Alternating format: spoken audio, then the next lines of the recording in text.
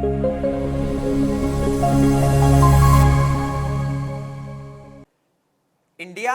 अपने रिलेशंस को रीसेट कर रहा है तालिबान के साथ। रिसेंटली ही अफगानिस्तान की जो एम्बेसी है इंडिया में, वहां पर तालिबान ने 5th anniversary of their victory day celebrate किया। एंड यहां पर जो तालिबान के डिप्लोमैट्स हैं उन्होंने अफगानिस्तान और इंडिया के रिलेशंस के बारे में काफ़ी पॉजिटिव एस्पेक्ट्स रखे, किस तरीके से जो दोनों नेशंस हैं उनके हिस्टोरिकल टाइज हैं, कल्चरल टाइज हैं, एंड प्रेजेंट टाइम में भी जो दोनों नेशंस हैं उनके रिलेशंस ओवरऑल वर्ल्ड पीस और डेवलपमेंट के लिए काफ़ी ज़्यादा इंपॉर्टेंस रखते हैं। बट हमारे सामने दो इंपॉर्टेंट क्वेश्चन है। पहला क्वेश्चन ये है कि जो इंडिया है वो अपने जो टाइज हैं वो क्यों रीसेट कर रहा है तालिबान के साथ, and at the same time ये जो 5 इयर्स का टाइम है तालिबान का, इसमें इंडिया और तालिबान का जो रिलेशन है किस तरीके से इवॉल्व हुआ है। इन दोनों एस्पेक्ट्स को बहुत ही इजी लैंग्वेज में आज के सेशन में हम डीकंस्ट्रक्ट करने वाले हैं।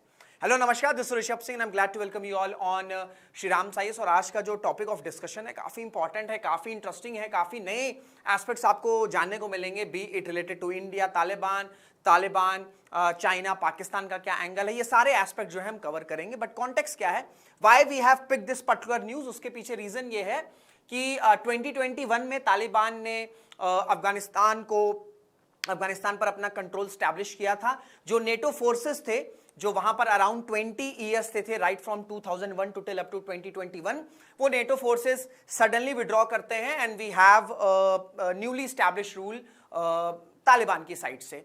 तो आज 2026 में वो 5 इयर्स पूरे हुए and that's why Taliban is celebrating victory day.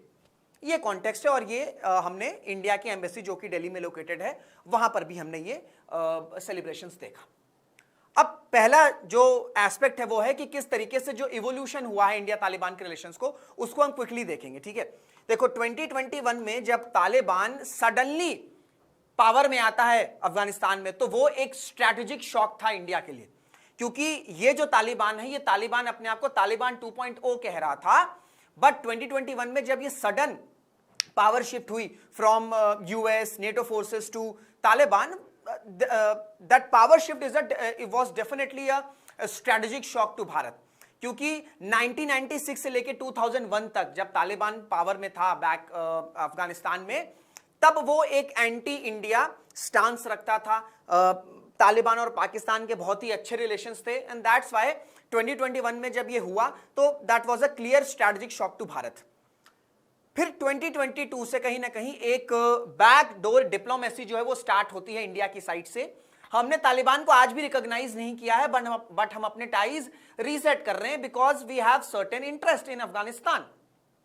ठीक है, तो एंगेजमेंट स्टार्ट होती है बैकडोर डिप्लोमेसी के थ्रू, बट विदाउट रिकॉग्निशन।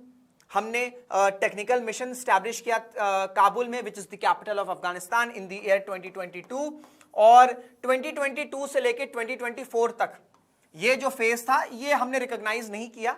हम लेकिन एंगेज कर रहे थे बैकडोर डिप्लोमेसी के थ्रू। हम जो ह्यूमैनिटेरियन असिस्टेंस हैं ये अफगानिस्तान को प्रोवाइड कर रहे थे। इंडिया के इंटरेस्ट फुलफिल हो रहे नहीं हो रहे उसको हम इंश्योर कर रहे थे, एंड इस तरीके से एंगेजमेंट धीमे स्लोली एंड ग्रेजुअली जो है वो हो रहा था। देन 2025 में हिस्टोरिक विजिट होती है, जो तालिबान के फॉरेन मिनिस्टर हैं वो इंडिया विजिट करते हैं। ठीक है, वो जो फॉरेन मिनिस्टर इंडिया के उनसे बायलैटरल मीट करते हैं एंड यहां पर डिसाइड किया गया कि जो काबुल टेक्निकल मिशन है उसे फुल एम्बेसी की तरह अपग्रेड कर दिया जाएगा। तो ये एक शॉर्ट एवोल्यूशन है। ठीक है, ये एक शॉर्ट एवोल्यूशन है इंडिया एंड तालिबान के रिलेशंस का। अब जो सबसे इंपॉर्टेंट क्वेश्चन है, and that can be asked in your examination also, which is कि व्हाई इंडिया इज री एंगेजिंग विद तालिबान। ठीक है, अब इसमें आपके 3 से 4 इंपॉर्टेंट फैक्टर्स हैं।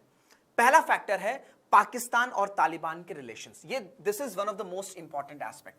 देखो, मैंने आपसे कहा कि when Taliban was in power back in 1996 to 2001, जब तक जो नेटो फोर्सेस हैं या जो यूएस की फोर्सेस जब उन्होंने इन्वेड नहीं किया था, तब अगर मैं बात करूं, पाकिस्तान और तालिबान के बहुत अच्छे रिलेशंस थे। ठीक है, पाकिस्तान ने कहीं ना कहीं अफगानिस्तान के सॉइल को यूज किया एंटी इंडिया सेंटिमेंट्स को प्रोवोक करने के लिए।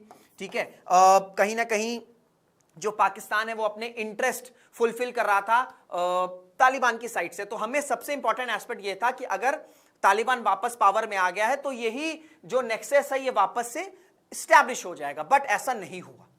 इनफैक्ट जो तालिबान और पाकिस्तान के रिलेशंस हैं ये खराब होते गए हैं विद टाइम, स्पेशली आफ्टर 2021। और उसका सबसे बड़ा रीजन है ये जो आपको लाइन दिख रही है, which is the Durand line. This is the international line that demarcates border between Pakistan and Afghanistan, but the Taliban, which is in power in Afghanistan, doesn't recognize this Durand line.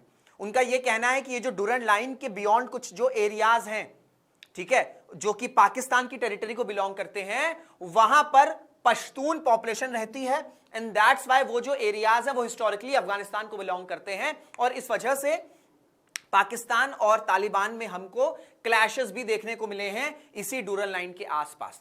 तो ये जो relationship खराब हुआ, इसने कहीं ना कहीं एक स्ट्रैटेजिक स्पेस प्रोवाइड करी, एक स्ट्रैटेजिक स्पेस प्रोवाइड करी टू भारत, सो दैट हम पाकिस्तान के साथ हम तालिबान के साथ एंगेज कर सकें। क्योंकि हम नहीं चाहते थे कि ऑलरेडी चाइना पाकिस्तान का नेक्सस बना हुआ है, अब उसमें अफगानिस्तान भी ऐड हो जाए। तो तालिबान और पाकिस्तान के जो रिलेशंस हैं उनको देखते हुए हमारे लिए ये एक इंपॉर्टेंट एस्पेक्ट था कि हम तालिबान के साथ एंगेज हों। ठीक है, पहला एस्पेक्ट क्लियर है, पहला रीजन क्लियर है। Then China Pakistan nexus, India ये बिल्कुल नहीं चाहता था कि ये जो चाइना पाकिस्तान का नेक्सस बना हुआ है, जो ये ऑल वेदर फ्रेंड्स खुद को कहते हैं, इस नेक्सस में तालिबान भी ऐड हो जाए। क्योंकि अगर ऐसा होता तो फिर आप समझ लो कि जो एंटी इंडिया फोर्सेस हैं, ठीक है, जो टेरर ग्रुप्स हैं, जो कि एंटी इंडिया सेंटिमेंट्स रखते हैं, इंडिया के अगेंस्ट वर्क करते हैं, उनको कहीं ना कहीं एक सेफ हेवन और प्रोवाइड हो जाता। क्योंकि यहां पर चाइना के भी अपने इंटरेस्ट है अफगानिस्तान में, सबसे इंपॉर्टेंट इंटरेस्ट है चाइना का, और वो है ETIM। आपने एक टर्म सुना होगा, which is east Turkistan Islamic movement. अब इस मूवमेंट के जो मिलिटेंट्स हैं, मेंबर्स हैं, वो कहीं ना कहीं अफगानिस्तान में रहते हैं, उनको एक सेफ हेवन प्रोवाइडेड है। ये आपको अफगानिस्तान दिख रहा है, इधर आपको चाइना दिख रहा है, ये जो आपको दिख रहा है यहां से जो है चाइना में एक मूवमेंट है which is ETIM, east Turkistan Islamic movement, जहां पर जो जिनजियांग प्रोविंस है, वो ये मूवमेंट ये कहता है कि जो जिनजियांग प्रोविंस है वो एक सेपरेट कंट्री होनी चाहिए। ठीक है, और जिससे ऑब्वियस सी बात है चाइना बिल्कुल भी क्योंकि ये चाइना कहता है कि उनकी सोवरेनिटी के अगेंस्ट है, सो इस वजह से उनका भी इंटरेस्ट है। चाइना का एक इंटरेस्ट ये है कि ये जो ETIM के जो मिलिटेंट्स हैं, जो मेंबर्स हैं, वो कहीं ना कहीं अफगानिस्तान में हैं। तो तालिबान के साथ जब चाइना एंगेज करेगा तो ये जो मूवमेंट है इसे क्रश कर सकता है। एक तो ये हो गया। दूसरा, अगर आप देखोगे अफगानिस्तान में रिसोर्सेज हैं, मिनरल्स हैं, तो चाइना इन्वेस्टमेंट्स के थ्रू उन रिसोर्सेज को, उन मिनरल्स को एक्सट्रैक्ट करना चाहता है। एट द सेम टाइम जो चाइना पाकिस्तान इकोनॉमिक कॉरिडोर है, उसको कहीं ना कहीं चाइना चाहता था कि वो एक ग्रेटर एक्सटेंड हो और उसमें अफगानिस्तान भी ऐड हो। तो लॉन्ग स्टोरी शॉर्ट, हम नहीं चाहते हैं कि तालिबान जो है या जो अफगानिस्तान का सॉइल है वहां पर चाइना पाकिस्तान का नेक्सस हो और उसमें अफगानिस्तान भी ऐड हो, and that's why we are री एंगेजिंग विद द तालिबान। ठीक है, क्योंकि चाइना के अपने इंटरेस्ट हैं, मैंने आपसे बताया, एक तो ETIM वो जो एक मूवमेंट है, then resources, minerals, greater extension of the China Pakistan economic corridor, and अगर मैं पाकिस्तान की बात करूं तो पाकिस्तान का तो सोल इंटरेस्ट है कि अफगानिस्तान को यूज किया जाए। ठीक है, अब देखिए पाकिस्तान का हिस्टोरिकली क्या स्टांस रहा है ना, पाकिस्तान का हिस्टोरिकली सिंपल स्टांस रहा है कि अफगानिस्तान को एक बैटलफील्ड की तरह ट्रीट किया जाए, यही स्टांस रहा है। दैट्स आप देखते हो कि जो लोकल अफगान है ना, जो लोकल अफगानी पॉपुलेशन है, दे लिटरली हेट पाकिस्तानीज, क्योंकि उनको पता है कि पाकिस्तान ने हमेशा अफगानिस्तान के अगेंस्ट ही कहीं ना कहीं काम किया है, और आज की डेट में जो भी कंडीशन अफगानिस्तान के, कहीं ना कहीं उसमें पाकिस्तान का एक मेजर रोल है। ये मानते नहीं है Pakistani, but it's a fact, it is a fact. ठीक है, तो सिंपल सा स्टांस था पाकिस्तान का कि अफगानिस्तान की सॉइल को यूज किया जाएगा, वहां पर एंटी इंडिया फोर्सेस को ट्रेन किया जाएगा, टेरर ग्रुप वहां पे एस्टैब्लिश किया जाएगा। लिटरली जिस तरीके से पाकिस्तान एक टेररिज्म हब है, वैसे ही अफगानिस्तान को भी बना दिया जाएगा, and then Pakistan can use that particular force against India. So इस वजह से इंडिया जो है इज री engaging with the Taliban, second reason. Third है, अफगानिस्तान एक बहुत इंपॉर्टेंट कंट्री है सेंट्रल एशिया से कनेक्टिविटी के लिए, ठीक है, क्योंकि ऑब्वियसली बात है यार, ये भारत है, ये पाकिस्तान है, पाकिस्तान जो लैंड रूट है वो हमें एक्सेस नहीं करने देता है, इस वजह से हम अफगानिस्तान से नहीं कनेक्ट हो पाते हैं, अफगानिस्तान से नहीं कनेक्ट हो पाते हैं तो हम सेंट्रल एशिया से कनेक्ट नहीं हो पाते हैं, इसी वजह से जो चाबहार पोर्ट है वो इंपॉर्टेंट हो जाता है, क्योंकि चाबहार पोर्ट से हम अफगानिस्तान से कनेक्ट कर सकेंगे, literally we can bypass Pakistan, ठीक है, हम सी रूट के थ्रू चाबहार पोर्ट के थ्रू, चाबहार पोर्ट से अफगानिस्तान में कनेक्ट करेंगे लैंड रूट से, और फिर अफगानिस्तान से we can further connected to 5 central Asian countries, ठीक है, जहां पर अगर मैं सेंट्रल एशियन कंट्रीज की बात करूं तो वहां पर रिसोर्सेज है, वहां पर मिनरल्स है, ठीक है, वहां पर यूरेनियम है, ये सब कुछ ऐसे एस्पेक्ट्स हैं जो कि इंडिया के लिए एक बहुत इंपॉर्टेंट एस्पेक्ट है central Asia as an entire region. और सेंट्रल एशिया पर क्वेश्चन भी आपसे पूछा गया यूपीएससी में, यूपीएससी पीवाईक्यू में आपको सेंट्रल एशिया और इंडिया के जो रिलेशन है उसके अराउंड क्वेश्चन भी देखने को मिलेगा। तो सेंट्रल एशिया के एक्सेस के लिए अफगानिस्तान बहुत इंपॉर्टेंट है, चाबहार पोर्ट के लिए अफगानिस्तान बहुत इंपॉर्टेंट है, एंड दैट्स व्हाई हम चाहते हैं या we are re-engaging with the Taliban कि भाई हमारे तालिबान के साथ अच्छे टर्म्स हो, सो दैट हम अपने चाबहार प्रोजेक्ट को या जो हमारा चाबहार पोर्ट है उसे हम एज इट इज इंटैक्ट रखें। एट द सेम टाइम जब सिविलियन गवर्नमेंट थी अफगानिस्तान में which is more than 20 years, तब हमने काफी जो सिविलियन प्रोजेक्ट्स हैं, that includes hospitals, that includes schools, colleges, universities, ठीक है, इस पर इंडिया ने काफी इन्वेस्ट किया था। तो हम अपने सिविलियन इंफ्रास्ट्रक्चर को भी प्रोटेक्ट करना चाहते हैं जो हमारे प्रोजेक्ट्स हैं, दैट्स वाई भी हम तालिबान के साथ एंगेज कर रहे हैं, ठीक है, दैट्स वाई भी हम तालिबान के साथ एंगेज कर रहे हैं। एंड लास्ट है सिक्योरिटी एंड काउंटर टेररिज्म। भाई हम ये नहीं चाहते हैं कि तालिबान, क्योंकि देखो तालिबान की अगर हम बात करें तो आज भी अगर हम तालिबान के डोमेस्टिक रूल की बात करेंगे तो बहुत ही पुराना तरीके का जो रूल है वो अप्लाई कर रहे हैं। ऐसा लगेगा आपको कि अफगानिस्तान जो है वो शायद 4th या 5th सेंचुरी में है। जो फीमेल पॉपुलेशन है उनकी कंडीशन हम इमेजिन भी नहीं कर सकते हैं।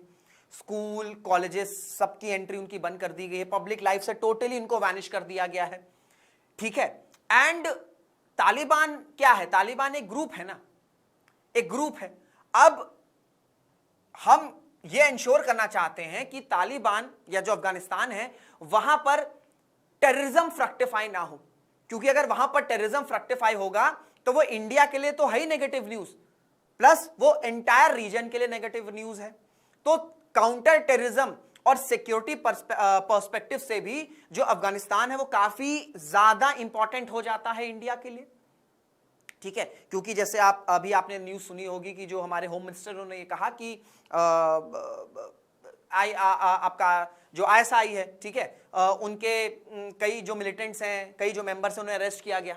इसी तरीके से जो इस्लामिक स्टेट जो कि साउथ एशिया में वर्क करता है वो कहीं ना कहीं अफगानिस्तान में कुछ टेरिटरीज, कुछ डिस्ट्रिक्ट्स में आपको देखने को मिलेगा। तो हम नहीं चाहेंगे ना यार कि इस तरीके के जो टेरर ग्रुप्स हैं, जो फंडामेंटलिस्ट ग्रुप हैं, जो एक्सट्रीमिस्ट ग्रुप्स हैं, वो अफगानिस्तान में एक सेफ हेवन प्रोवाइड करे। क्योंकि ऑब्वियसली बात है अगर हम तालिबान के साथ एंगेज नहीं करेंगे तो ये जो सिक्योरिटी और जो काउंटर टेररिज्म का एस्पेक्ट है ये कहीं ना कहीं नलिफाइड हो जाएगा। सो ये आपके 4 से 5 मेजर रीजंस हैं जिसकी वजह से इंडिया जो है वो री एंगेज कर रहा है तालिबान के साथ। तो आई होप आपको ये जो एस्पेक्ट है, ये जो टॉपिक है, क्लियर हो गया होगा। ये क्वेश्चन भी आपसे पूछा जा सकता है अपकमिंग मेंस 2026 में, सो इस वजह से भी काफी इंपॉर्टेंट है। अगर आप कोई और भी गवर्नमेंट एग्जाम की तैयारी कर रहे हैं तो उसके लिए आपकी जो डुरंड लाइन की लोकेशन है या जो चाबहार पोर्ट की लोकेशन है वो इंपॉर्टेंट हो जाती है। एंड आपकी जनरल नॉलेज के लिए भी टॉपिक काफी ज्यादा इंपॉर्टेंट है। दैट्स व्हाई इसको एंड तक देखिएगा, सेशन को शेयर करिएगा, वीडियो अच्छी लगी तो लाइक करेगा। And new to this channel do subscribe to Shriram IAS. इसी के साथ इस सेशन को एंड करते हैं। Till then this is Rishabh Singh signing off. जय हिंद, जय भारत।